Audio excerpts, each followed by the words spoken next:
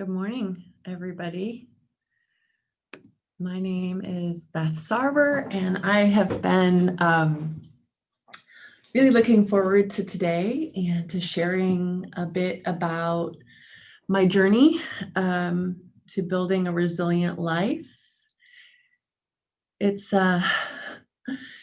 it's an interesting time. I'm going to take off my watch so I'm not distracted by all the goings on.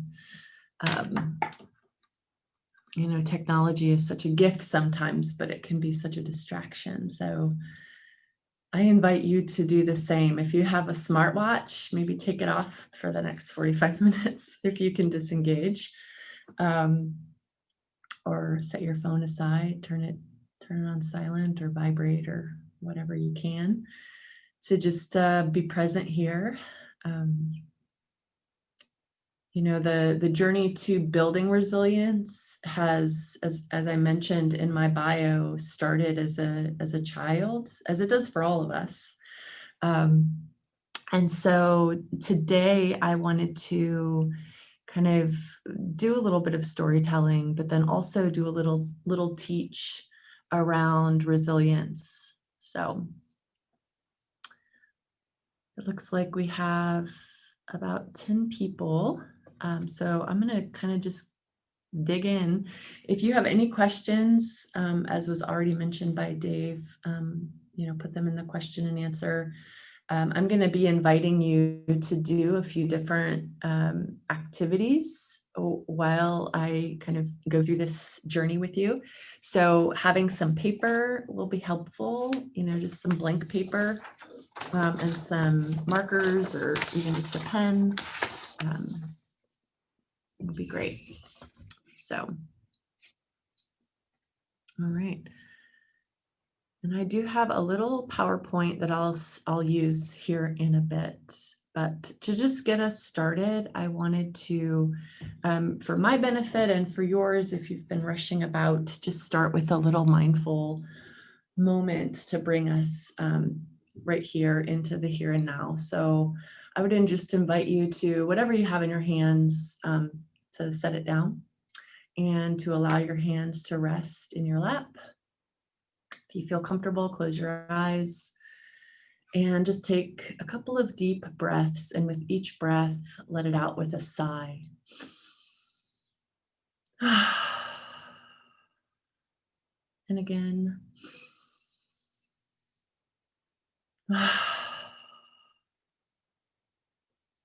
Just notice your hands, bring your awareness to any sensations that you may feel, any warmth or coolness, any breeze that you might feel at the edges of your fingertips or in the palm of your hand. And just tune in to those sensations. And as you take your next breath, see if you can notice the vibration in your hands ebbing and flowing with your breath.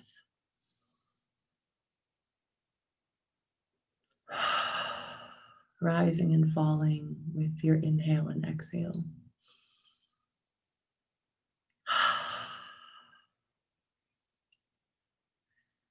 And now just move your hands, kind of wiggle and squirm them. Maybe reach up high and stretch out and wrap yourself up in a hug and squeeze. And rotate your neck and your head on your shoulders just a bit. And maybe notice any thoughts that are coming into your mind about how this feels. Maybe it feels good, maybe it feels weird, awkward. Wondering what this resilience thing is going to be about. Just noticing that. Take a deep breath and just release all of that and just let it drop. If your eyes are closed, start to peek out into this world with me here. And hello once again.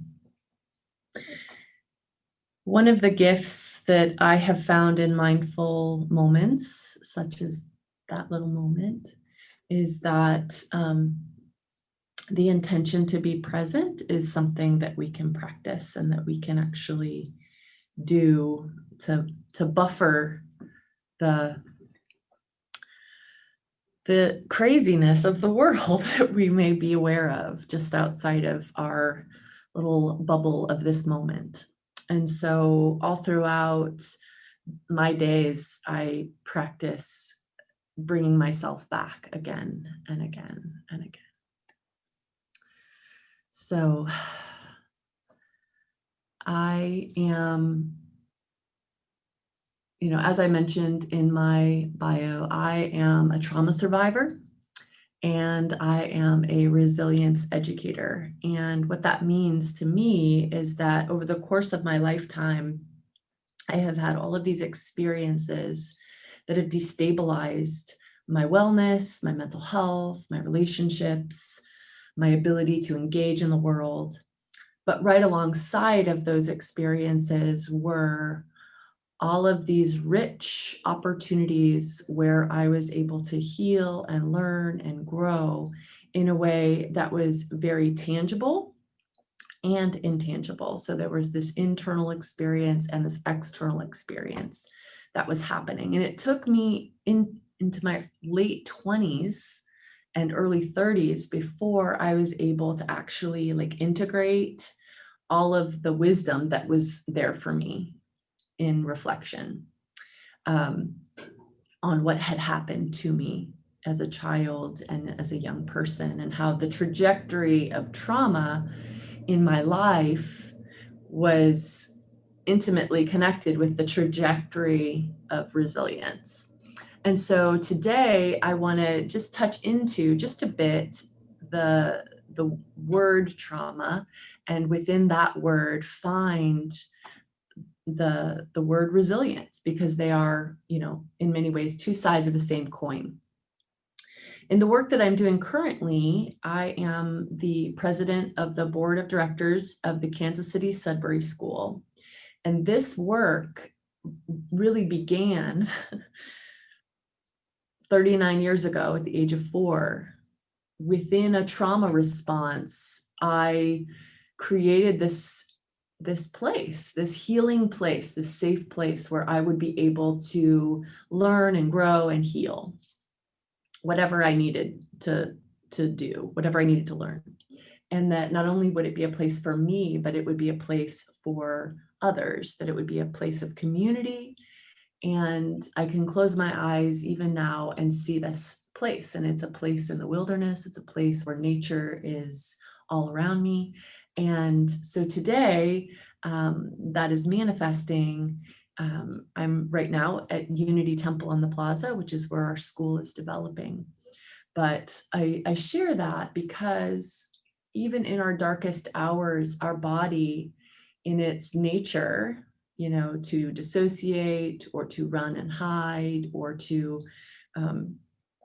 fight, that these natural impulses to care for ourselves are running throughout our entire life experience, and that the more we understand them, the more we can grab a hold of them and use them for our benefit and for the benefit of the world. So I'm going to share my screen and we'll just kind of do a little walk through some of these ideas. Let's see. Here we go. I'm going to minimize that.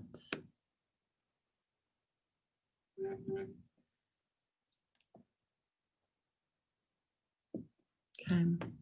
So life is practice, and healing is our nature. I believe that at a cellular level, we are imbued with the power to heal ourselves. And yet, so often throughout our life experiences, we are disconnected from that healing nature by society, by the way that we're conditioned by our families, by the implicit messages that we get from the world. And so one of the things that I've had to learn and reclaim is my nature of being a learner and being able to heal myself and to participate in the healing of others. And so one of the ways that this,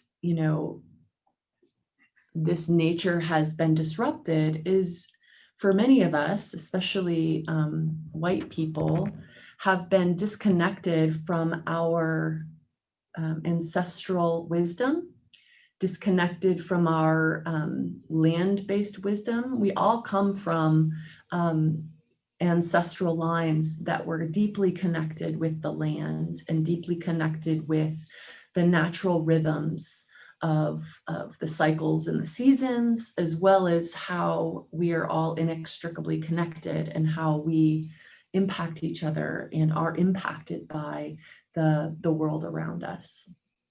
And so I just invite us all to take a moment to, consider the memory of one of our ancestors, maybe an ancestor that's closer in context, maybe a grandparent, or, for those of you who are really very well and intimately connected with your ancestral lineage, to even go back into the distant past where your ancestors were deeply connected to the land.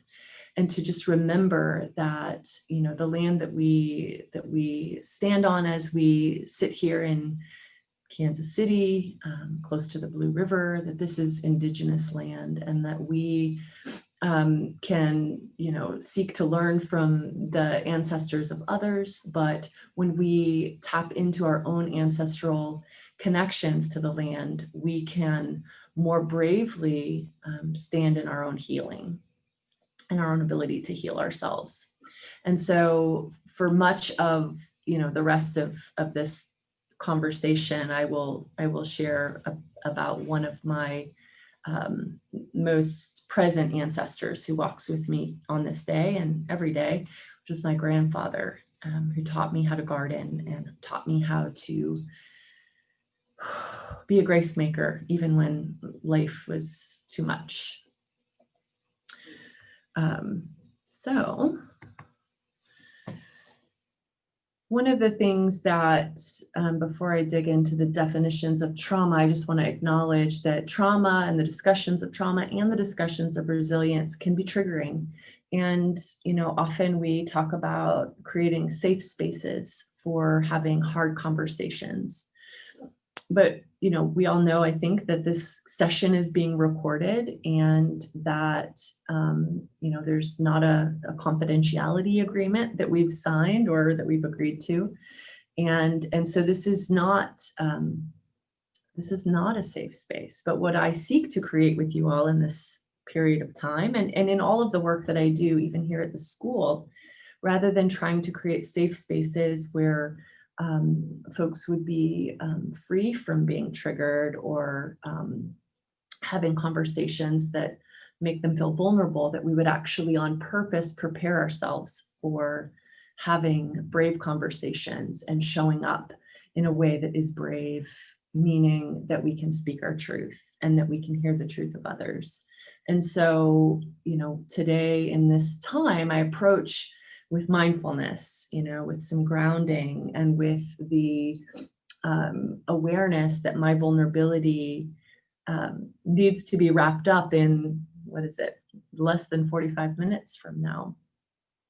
So I say all that to say that as we enter into this discussion about trauma, I'll invite you to put some comments into the chat and even ask questions and offer your perspective.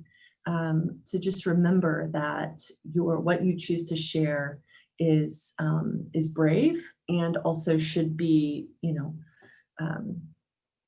in alignment with our context, which is, a recorded conversation that seeks to create learning for everybody. So, what is trauma? My go-to definition is here before you, and I am a huge fan of the practice and advocacy of Bessel van der Kolk, and this is one of his definitions. And the reason why I use this definition in all of the training that I do on trauma and resilience across the region, prior to really embracing the need to build a new school, I was doing trauma-informed care training and training teachers and social workers and police officers in the nature of trauma and how it affects us in our relationships and our systems. So within this definition, we can find the definition of resilience. So let's do that together. So traumatization occurs when both internal and external resources are inadequate to cope with an external threat. Now, this is a very academic definition. So I'd like to invite us all, and we can do this in the chat, to, let's see if I can have the chat open so you can see. I don't think I can see the chat, but I'm going to invite you to write into the chat some of your responses to these questions that I'm going to ask you.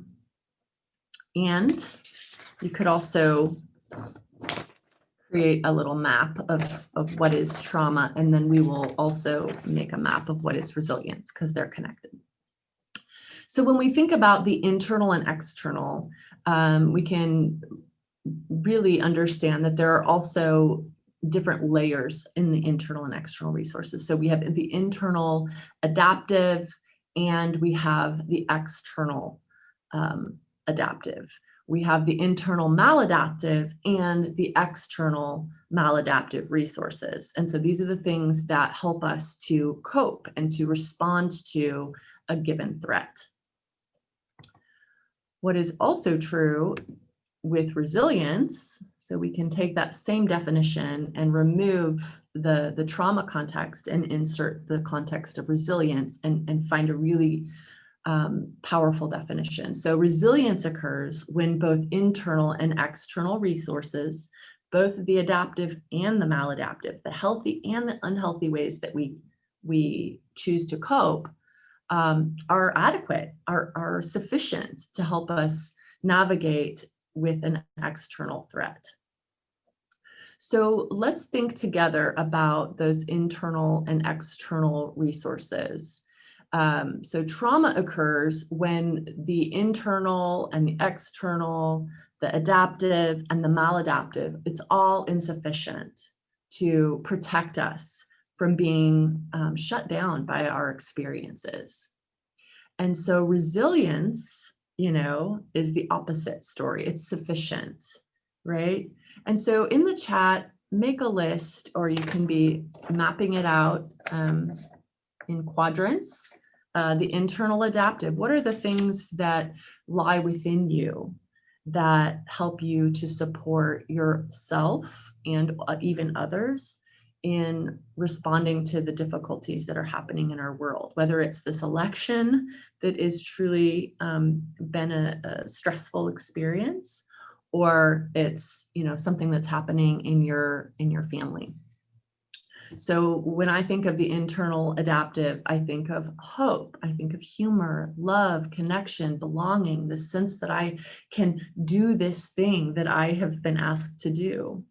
When I think of the external adaptive, I think of my community, many of you who are here, people and networks and learning and my puppy and the ability to make some money so that I can buy groceries. And then there's also the maladaptive things like eating sugar and ice cream. And my number one external maladaptive coping is carbs. And then the internal maladaptive that in for better or worse, that does help me to be resilient is to push away, to seek solitude, which can be very adaptive, but it can also become maladaptive because it can really cause me to feel lonely. So I'm going to stop this share, and I want to see what, if anything, is in the chat. Okay, so in the chat, can everybody take just 1 minute to identify some of those internal resources They can be literally anything that lies within you that supports your resilience. What are those internal capacities? So having goals and visions, a sense of purpose, a sense of where you're headed, a schema or a way of making sense of the world.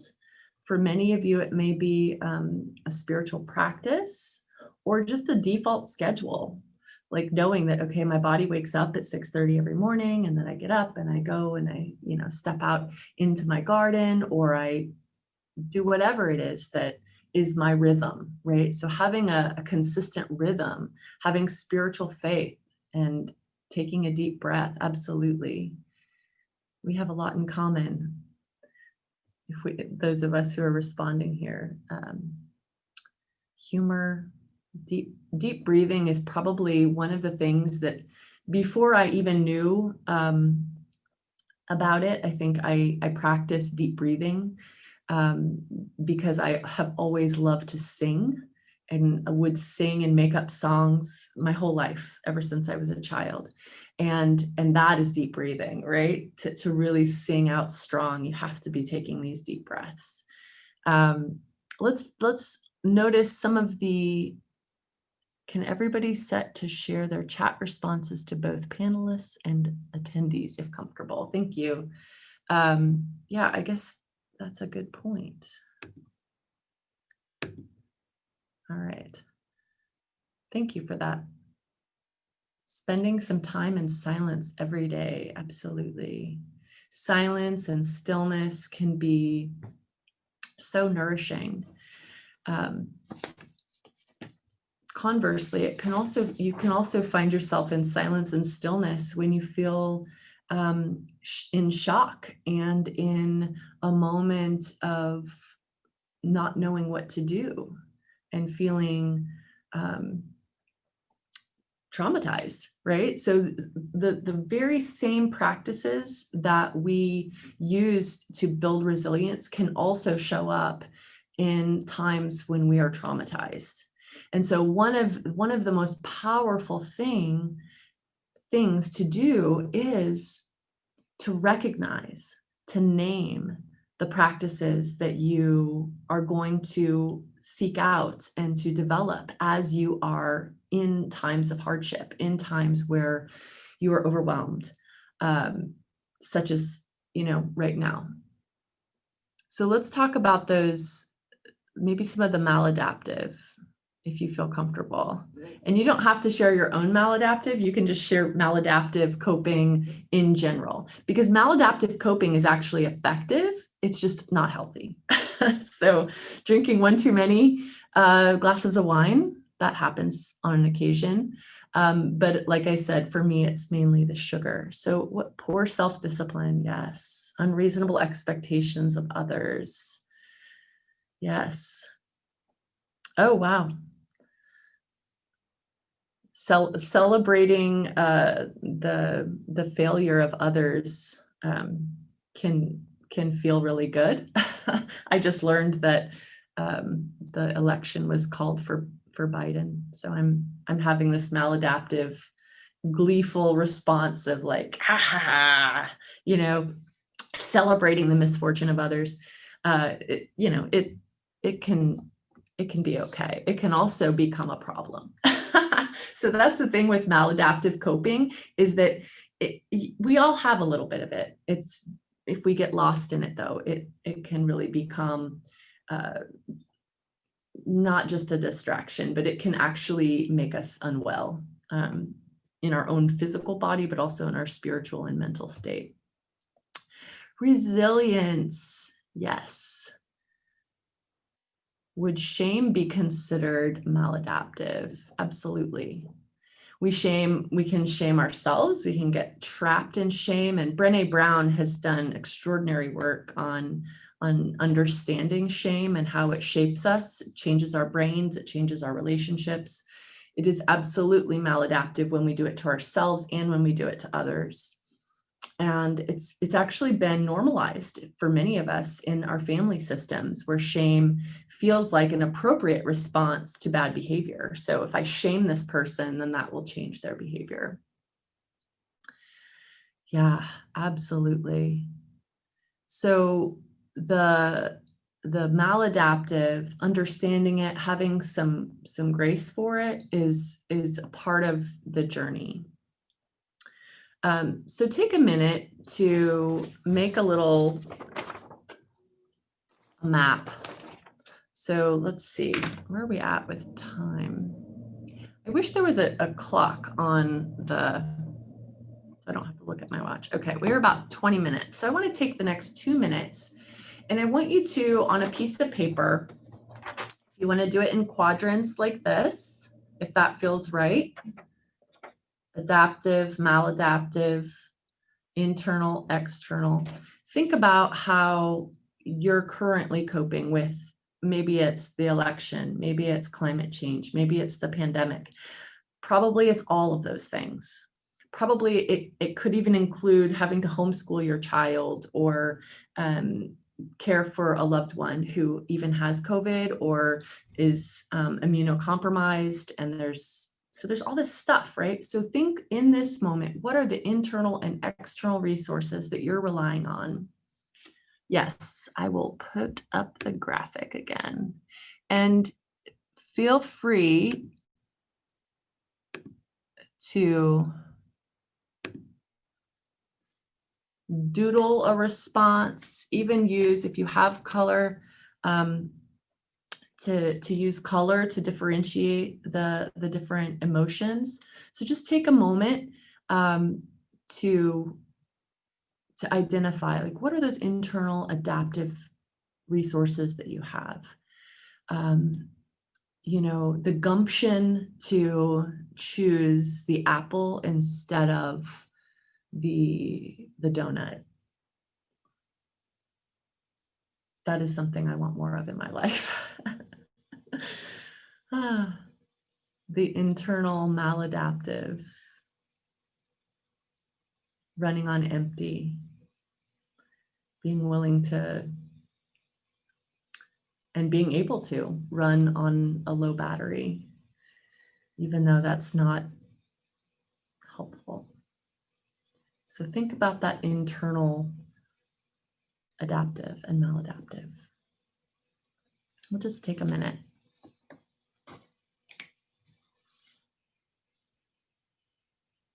And I will ring a bell when we are ready to wrap it up.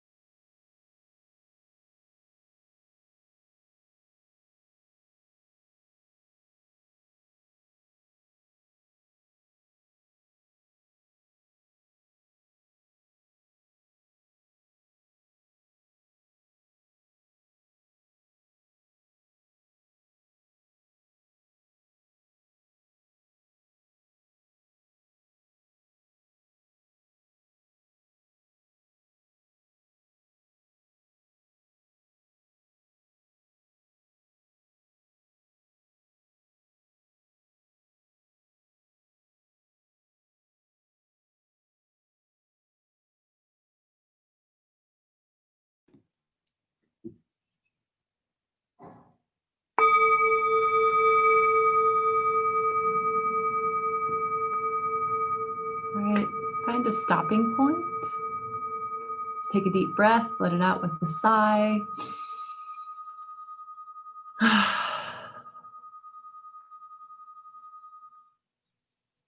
Now, whatever you've created, I hope you know that it's a starting point. You're not done.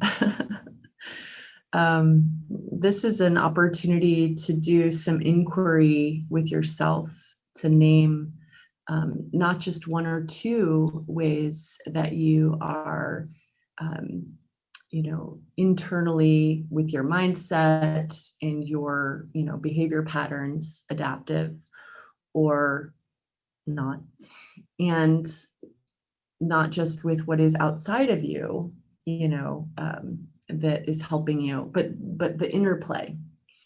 Because the truth is that our internal and external resources are constantly dancing with each other.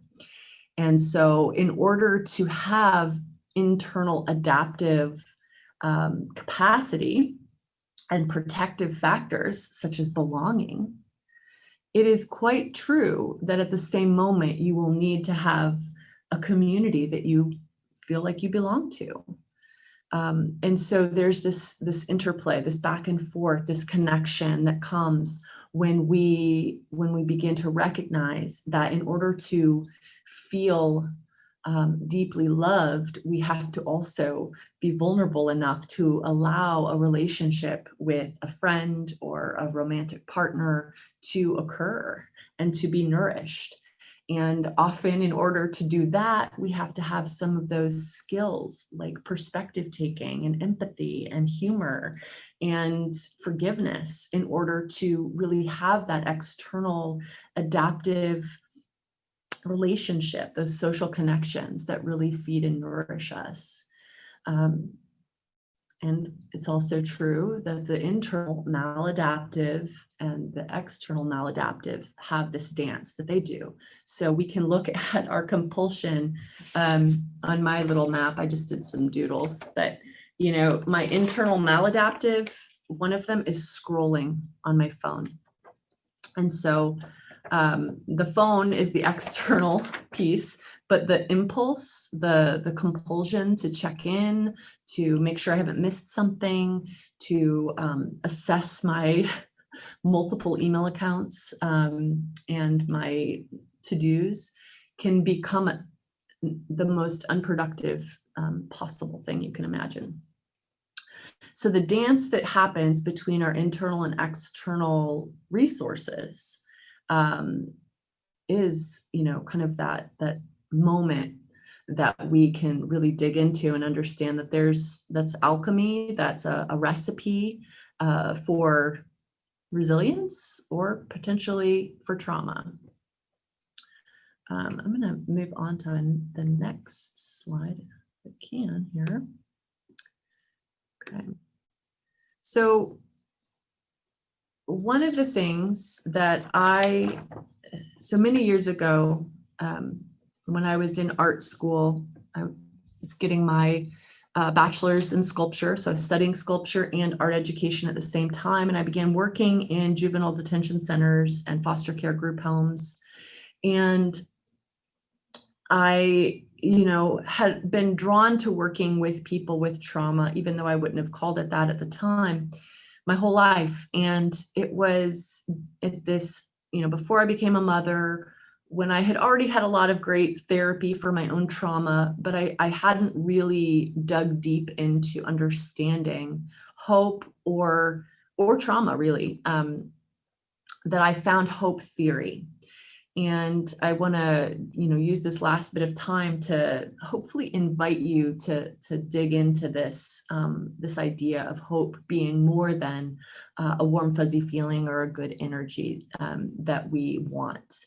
But it's actually a really powerful, measurable outcome. And at that time, I had read a white paper, a research paper a friend of mine had done on hope theory, and it was called Hope as an Outcome Variable for Youth in Residential Treatment Facilities. And basically, what I found was a key resource, external resource, but also internal resource at the same time to understanding myself and to understanding the people that I was seeking to serve. And so hope can be understood as an equation, as a recipe, of willpower or agency and way power pathways. And so this agency is the sense that I have it within me to do this thing that I want to do. I have this goal-oriented strategic optimism, not just because I can feel like I can do it, but that I have the sense of how I'm going to navigate. I have the pathways. And even if I've never done it before, I probably maybe know somebody who could help me along my way. So when you think about hope theory, the opportunity to really expand our resilience is, again, to understand the interplay between the internal and the external, the sense of agency and the sense of pathways. So in many ways, hope is central to our capacity to be resilient. So on another sheet of paper, I want to invite you to make a map of hope. And I want you to start by tracing your hand like this. Okay. All right. So while you're doing that, I'm going to just share a little bit more about how hope theory can help us to better understand kind of where we're at and where we want to go. So again, many people, when they say the word hope, they're really thinking the word wish, like to hope is to wish.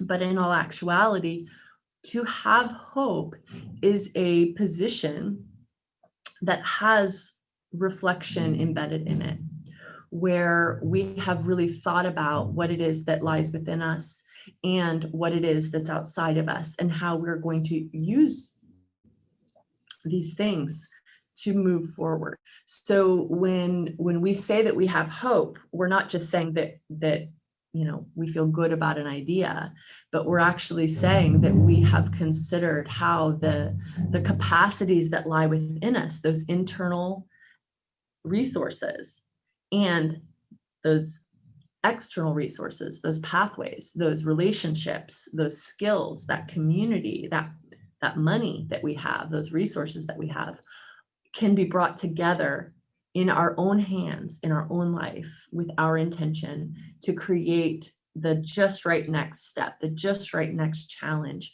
for moving our lives forward. Now, this could, very easily play out in a garden.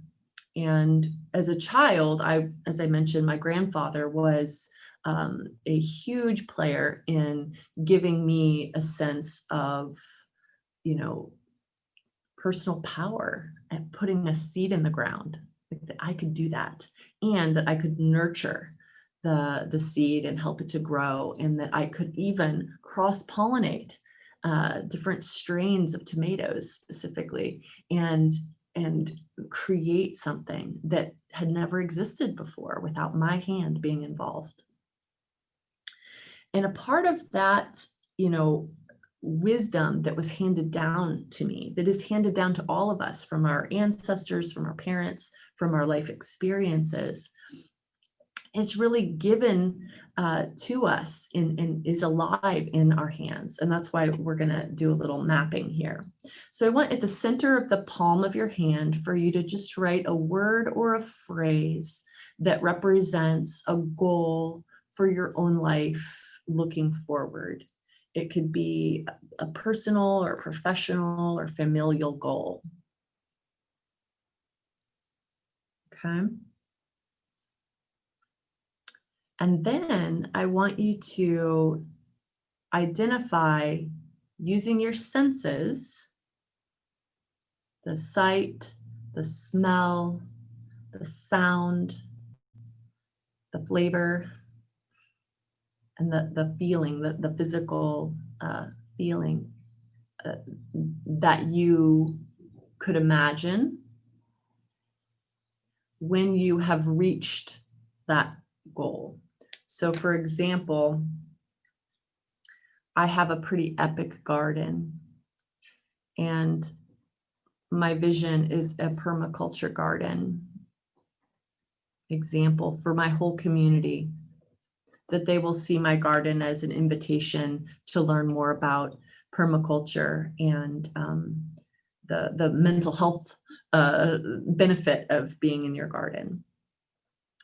And then as I think about the senses that are activated in a vision, right, in an internal adaptive practice of visioning, of grabbing a hold of hope, I'm gonna reach back and I'm gonna connect in with my grandfather and his voice and him saying, come on now, let's go to the garden. So this is the sound that I'm hearing in my mind's eye, and I'm gonna write that on my thumb. Come on now, let's go to the garden. So what are you hearing when you think of this goal being achieved in the future? What are you tasting? I don't have any strawberries yet, but that is one of my best memories of my grandfather, was picking strawberries in his epic garden. What do you smell? Campfire, a sacred fire, releasing the stress. I smell smoke and fire. What are you seeing? Order in the chaos. And lots of perennial trees.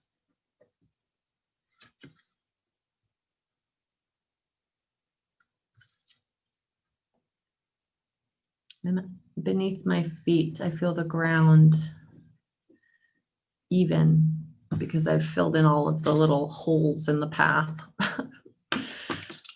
So if I had more time, I would add color and even images to shape this image, this map of a hope-filled, resilient vision for my future. So I guess the last thing I will share is that the work that I'm doing with the Kansas City Sudbury School is really, one of the taglines that we use is that we are building a healing-centered approach to self-directed lifelong learning in community. And so if you're interested in learning with me again, learning more about what we're up to at the Kansas City Sudbury School, or just what I'm up to in the work that I do with resilience coaching and mentorship, you can reach out to me. My information is here. I'm a big believer that the future, I'm hopeful about the future, and that it will require us all to have a personal practice of resilience that's intentional, that is mapped out, and where we can own our maladaptive coping, and maybe we can shift it into being adaptive. Maybe we can pay more attention to when the impulse for the donut we can be disrupted, or maybe we don't have to shame ourselves for that either, right? Like it's a dance. Much, Beth. No, this was a wonderful presentation, and I'm so glad that the audience gets to hear this and to hear from you and to connect with you, because what you're doing is the work of building and becoming. And so as we each build and become, then it's really inspirational to know that there are connection points, there's organizations, and this work is being done. So thank you so much for sharing. If you have questions, I'm a resource treasure trove. As part of my role in this world is to share resources. So if there's any questions that do come up, feel free to email me. I'll probably have a resource for you for that. So awesome.